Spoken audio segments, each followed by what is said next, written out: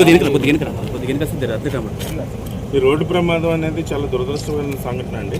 ప్రొద్దుట 5:30 గంటల సమయంలో ఈ టూరిస్ట్ వెహికల్ ఏదైతే మంత్రాలయం భక్తులతో వెళ్తున్న వాహనం యొక్క నడిపే యొక్క డ్రైవరు నిద్రమత్తులో పూర్తిగా రోడ్డు యొక్క కుడి వైపు వచ్చేసి ఎదురు ఆపోజిట్ డైరెక్షన్లో వస్తున్న వాహనం యొక్క ఎడమ భాగం వైపు క్రష్ అవ్వటం జరిగింది.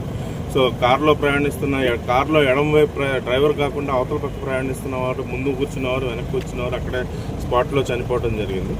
ఇంకా కారులో ఉన్న ఒకరు పరిస్థితి ఆందోళనకరంగా ఉంది. వాళ్ళని ఆదోన్ నుంచి కర్నూలుకి షిఫ్ట్ చేస్తారు.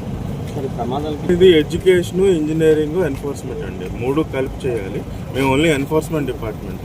ఎడ్యుకేషను, ఇంజనీరింగ్ అనేది ఇతర విభాగాలు ఉన్నాయి. అందరం కూడా కలిసి చేస్తాం.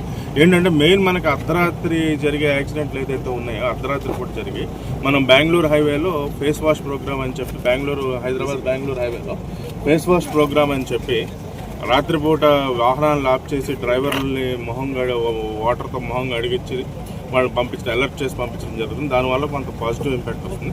అదే మాదిరిగా ఈ కర్ణాటక సరిహద్దులో ఉన్న ఈ హైవేల్లో కూడా అలాంటి ప్రోగ్రామ్ స్టార్ట్